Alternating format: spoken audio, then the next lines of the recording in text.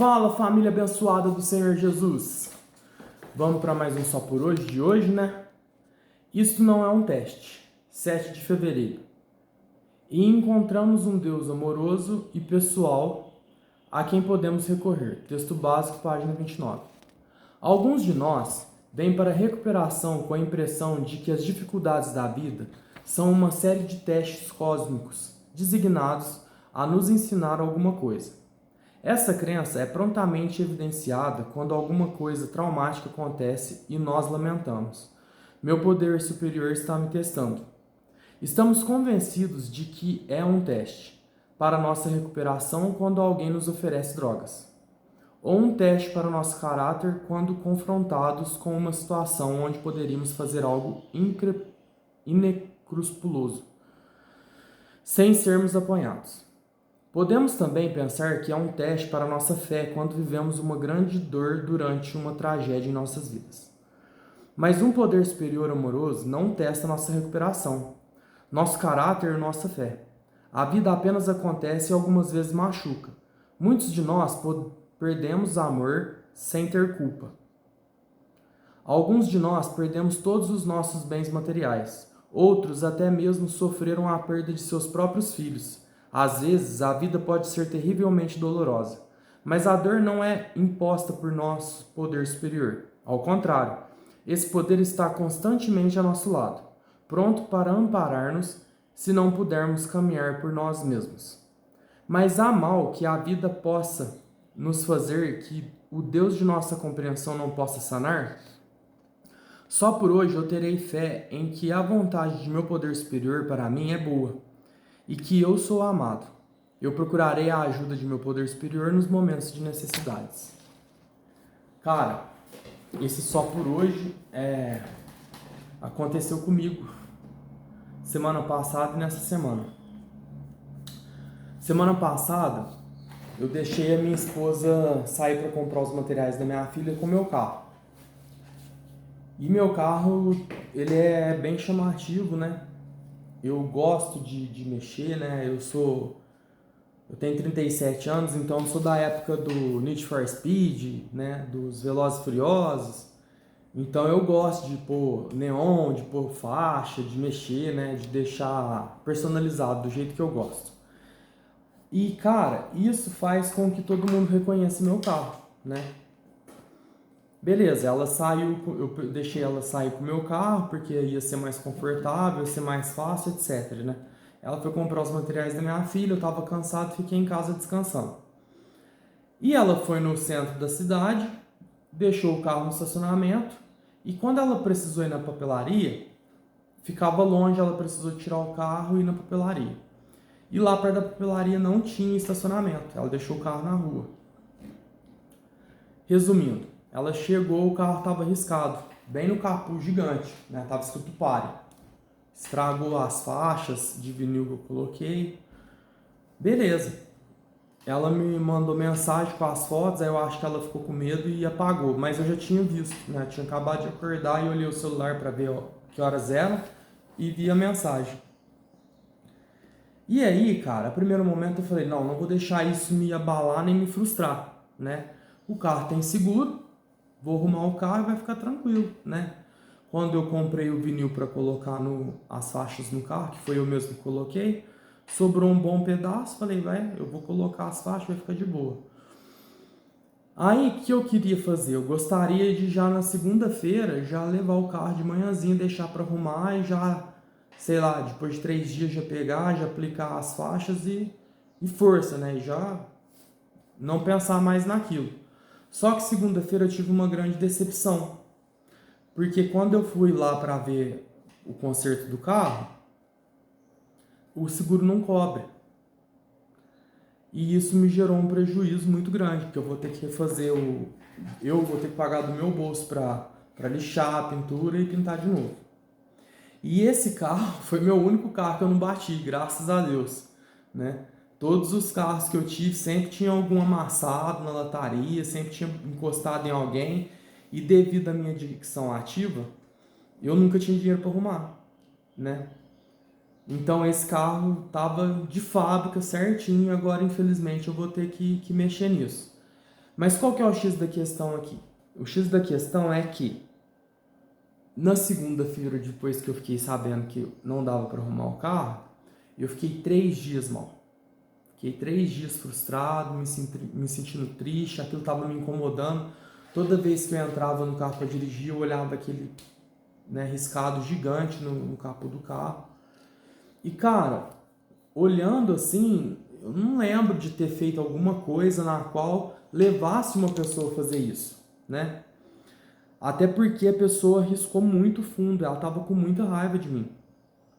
E minha consciência ficou buscando, gente, mas pra quem que eu fiz algum mal? O que que eu tô fazendo que eu deveria parar de fazer e etc, né? Fiquei com essa pergunta, mas, mano, não vai fazer diferença nenhuma, né? Se a minha consciência não me cobra, é claro que eu não sou perfeito, né? Isso é óbvio. Mas assim, não tem nada que eu esteja fazendo que seja tão, né, avassalador para a pessoa chegar a esse tal ponto, né? Mas pode ser que a pessoa não me conheça, pode ser.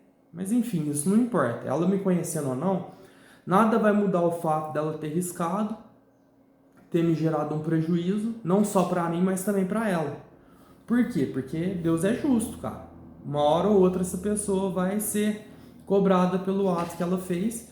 E da mesma forma eu posso ter sido cobrado por algo que eu fiz no passado, né? Então no terceiro dia eu falei, não vou mais sofrer por causa disso. Então eu vou fazer o quê? Eu vou chegar lá em casa, vou tirar os vinis, né? Vou lavar o capô do carro, esfregar com a buchinha, mesmo que risque mais um pouco, né? Vou tirar o grosso da tinta que subiu, né? Para não ficar tão nítido, né? E coloquei de novo, né? Envelopei de novo os vinil e as faixas e assim, não tá mais me incomodando, graças a Deus. Mas na segunda-feira, isso quando eu fiz isso foi na terça ou na quarta-feira, de repor os vinis. Mas na segunda-feira eu sentei num lugar onde que eu sempre sento para raciocinar e meditar. E fiquei pensando, cara, por que Deus permitiu que a pessoa fizesse isso? Na realidade, as pessoas têm livre-arbítrio, né? Então, cara, não tem como Deus interferir no que a pessoa vai fazer. Não tem como Deus fazer isso, né? E logo, Deus não estava testando se eu ia usar droga depois de ficar frustrado, né? Porém, o acontecido me deu a oportunidade de exercitar a minha habilidade de frustração. E eu aprendi várias coisas com esse risco, né, do carro. Eu percebo que até os prejuízos que eu tomo se tornam aprendizados, né? Se tornam exercícios das minhas habilidades. Então, dependendo da minha perspectiva, eu posso tirar bom proveito de tudo que acontece. Agora o texto aqui está falando até de perca familiar, né? De o filho morrer, cara, isso é uma coisa muito pesada, né? Não é uma coisa fácil de lidar, jamais. Só que o que acontece? Vamos imaginar que tem um acidente de carro, a pessoa bate no carro e bate no seu e seu filho morre. Cara, também volta no mesmo princípio, né? Deus não tem o controle do que a pessoa, se a pessoa vai dirigir bêbado ou não, se a pessoa vai bater o carro ou não. E infelizmente a morte ela faz parte da vida, né? Todos nós vamos chegar a esse fim. E na maioria das vezes não vai ser da maneira que a gente quer, né? Aliás, praticamente ninguém quer morrer, ninguém quer perder ninguém, mas enfim, isso vai acontecer, né? Então é uma coisa, assim, eu tenho um pouco de propriedade para falar disso, porque eu já perdi um irmão, já perdi minha mãe, já perdi meus 2 avós, né? O meu avô materno e minha avó paterna. Então eu já passei por muitas percas, né? E assim, eu já criei uma habilidade para lidar com isso, né? É óbvio que a gente tem que passar pelo luto de cada perca, né? Mas é uma coisa que pode ser superada, até porque a vida não para, né? E a gente precisa continuar frutificando. Se você tem fé que algum dia você vai para um lugar melhor do que esse, né? Logo você vai ter fé que você vai reencontrar essa pessoa. E se você tem essa fé, não faz sentido você ir para o uso de drogas, porque você não vai ir para um lugar bom e não vai poder voltar a ficar com essa pessoa que você ama, né? E tipo, o fato de você amar alguém deve te trazer um propósito bom, né? Não um propósito ruim. Ah, eu perdi aquela pessoa, vou usar a droga. Imagina como aquela pessoa no céu vai ficar. Nossa, ele está se drogando porque eu morri, entendeu? Então, cara, existem várias perspectivas nas quais nós podemos usar para o nosso benefício, né? Para o nosso crescimento, para a nossa evolução. É tudo uma questão de escolha. O que eu escolho fazer com que a vida está me dando? Eu escolho aprender, eu escolho evoluir, eu escolho progredir ou eu escolho abandonar tudo, né? E não gerar mais fruto e só gerar coisas ruins na minha vida. Para quê? As coisas já estão difíceis, as coisas já estão ruins, para que piorar, né? Imagina numa situação dessa que você perde um ente querido, você já está no sofrimento, para que você vai gerar mais sofrimento? Não faz sentido nenhum isso. O certo é procurar uma maneira que te traga benefícios, né, para lidar com essa situação. E aí, na outra semana, que foi essa semana, aconteceu um fato ainda pior. Eu não quero entrar muito em detalhes, mas o que aconteceu foi mais ou menos que eu havia me blindado, né, de modo que eu não viesse mais a encontrar o indivíduo que me vendia droga, né? Coloquei todas as barreiras necessárias para eu não ter mais contato com esse indivíduo, né? E, cara, uma das pessoas que eu mais amo, que mais deveriam me proteger, permitiu que esse cara ultrapassasse uma dessas barreiras. Mas eu fiquei tão frustrado, mas tão chateado, né, com a situação. Por que eu fiquei chateado? Porque era uma situação na qual poderia ser evitada. Eu já havia, né, colocado barreiras para que isso não acontecesse. Não me gerou sentimento de uso, não me gerou vontade. Porém, a programação, tudo que eu aprendi me ensina o quê? A evitar, né? Volto a dizer, se você pode evitar, evita, cara. Pra que você vai se colocar em risco, né? Não tem sentido nenhum nisso. E, então vamos lá. Qual que é a frase que eu aprendi essa semana? Aquilo que não pode ser evitado deve ser superado. Porém, o que dá para se evitar será evitado, né? E o que eu aprendi com essa situação? Novamente, que eu não tenho controle do ato do outro, né? Foi a mesma situação do vinil, né? Eu não tenho controle sobre a pessoa riscar ou não meu carro. Eu não tenho controle sobre a pessoa decidir ou não, né, romper uma barreira para que esse indivíduo tenha acesso a mim, né? Eu fiquei então chateado pelo fato de que poderia ter sido evitado, porém não foi. Se não foi evitado, logo vira uma situação na qual eu devo superar, né?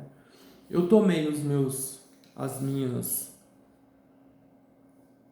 atitudes, né, necessárias para de novo estabelecer essa barreira para que não venha se repetir o que aconteceu.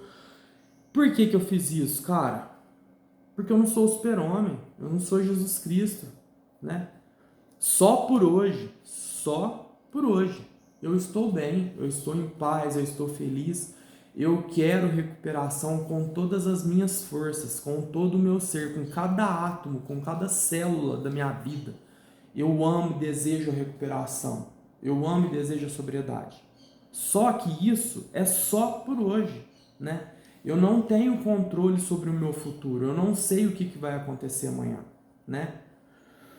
Então, para que eu vou me permitir passar por uma situação que vai ser repetidas vezes desconfortável para mim, né? Para quê? Eu não sou super-homem, né? Para que eu vou me testar, né? Logo, eu creio que Deus também não me testa, né? Deus me dá a oportunidade de exercitar as minhas habilidades em alguns casos. Mas eu tenho certeza que Deus não vai querer me testar todo dia. Vou deixar o indivíduo que vende droga para ele, ver ele todos os dias para ver se ele não vai usar. Gente, Deus nunca vai fazer isso. Sabe quem faz isso? Um imbecil do ser humano. O imbecil do ser humano, às vezes uma pessoa da sua família, uma pessoa que está do seu lado, pode querer te testar, irmão. Infelizmente, muitas vezes, ou algumas vezes, nós teremos que lidar com a imbecilidade de outro ser humano. Logo porque também nós somos seres humanos e também às vezes nós agimos com imbecilidade, às vezes nós somos imbecil, né? Não raciocinamos as coisas a fundo. Muitas das vezes, na maioria das vezes, a pessoa que está do seu lado, que não é adicta, ela não tem conhecimento da doença, ela não quer ter conhecimento da doença, ela não se importa, ela só quer que você não use. E tipo assim, mano, ela não tá preocupada. Ninguém, põe na cabeça. Ninguém vai se preocupar com a sua recuperação como você se preocupa. Tá ligado? Eles querem só o resultado. Eles não se importam como que você vai fazer, como você tem que fazer, o que, que eles devem fazer para te ajudar, porque eles não se preocupam com isso, eles não querem saber. Tipo assim, eles estão errados? Não, porque quem escolheu usar a droga foi você. Logo, quem tem que fazer tudo para não usar também é você, né? E as outras pessoas têm 1 bilhão de coisas também para resolver e para fazer, elas não vão ficar 100% preocupadas. Olha, eu tenho que agir assim com a pessoa, eu tenho que agir assado com a pessoa.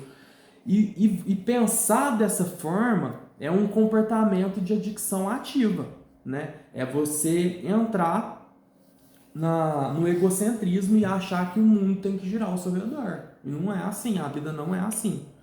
Então, irmão, não caia, né, na cilada de que as pessoas vão te ajudar. Elas podem te ajudar, porém elas não têm obrigação nenhuma com isso, né? Ninguém tem obrigação nenhuma de te ajudar, de mudar a sua atitude, mudar a sua maneira de pensar e de agir para te ajudar, né? Então, já, se você está assistindo esse vídeo, já se prepara, né? Que pode ser até um aviso de Deus para que você venha se preparar, porque pode estar acontecendo alguma coisa, pode vir a acontecer alguma coisa que vai te abalar. Mas fica firme, né? Mantenha a cabeça firme, né? Continua querendo, continua praticando que as coisas vão dar certo. E é assim, cara, Deus não testa o homem, porém o homem quer testar outro homem, né? É bem assim. Deus tem o poder de julgar, muitas vezes não julga, né? Não castiga, mas o homem quer julgar, o homem quer castigar, né?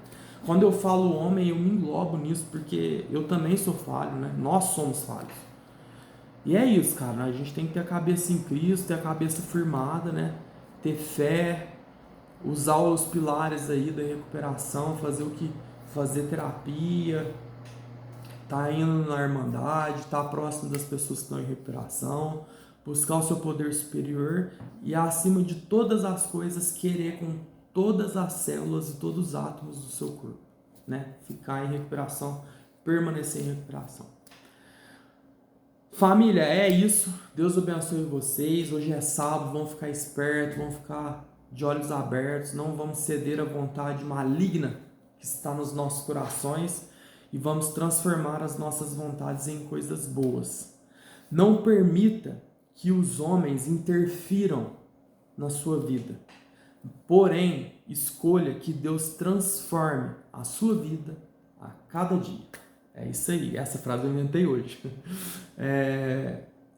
Se você é um adicto que está em recuperação, eu espero que Deus continue abençoando a sua vida, continue te dando força, fé, esperança, entendimento, aprendizado, né? E que você permaneça para o resto da sua vida em sobriedade e recuperação. Se você é um adicto que ainda não está em recuperação, cara, procura ajuda o mais rápido possível. Eu peço a Deus que dê a dádiva da recuperação para você. Se você é uma pessoa que tem um ente querido na adicção ativa, escuta um pouco dessa parte, tenha um pouco de empatia, né? Se for possível para você, coopere para a recuperação dele. E se não for possível cooperar, faça de tudo para não atrapalhar. Porque essa doença, ela tem um aspecto muito peculiar. Qualquer vírgula ali fora da linha, no momento errado, pode gerar uma desgraça muito grande na vida de um adicto. Então, sabe, é uma linha muito sinuosa entre o cara conseguir se recuperar e a pessoa recair. principalmente se ela estiver muito próximo dessa linha, né, entre a queda e a recuperação. Conforme o passar do tempo e esse adicto for ganhando forças, né, for fortalecendo, for exercitando a suas habilidades, ele vai ficar mais longe dessa linha. Então, os pequenos erros não vão afetar ele. Porém, se ele estiver muito próximo dessa linha sinuosa, qualquer erro pode fazer ele vacilar. Então, se você gosta dessa pessoa realmente, se você quer que ela permaneça em recuperação, presta atenção nas suas atitudes, né? Igual eu falei, se você pode ajudar, ajude, porém, se você não pode, não atrapalhe, né? Não atrapalhe a obra de Deus na vida dessa pessoa. Olha quanta responsabilidade isso gera em você. Não atrapalhe a obra, a dádiva da recuperação na vida de um adicto. Não faça isso, né? Se você puder ajudar a obra de Deus, ajude. Mas se você não puder, não atrapalhe a obra dele, né? Tenha pelo menos essa consciência. E é isso, família. Valeu!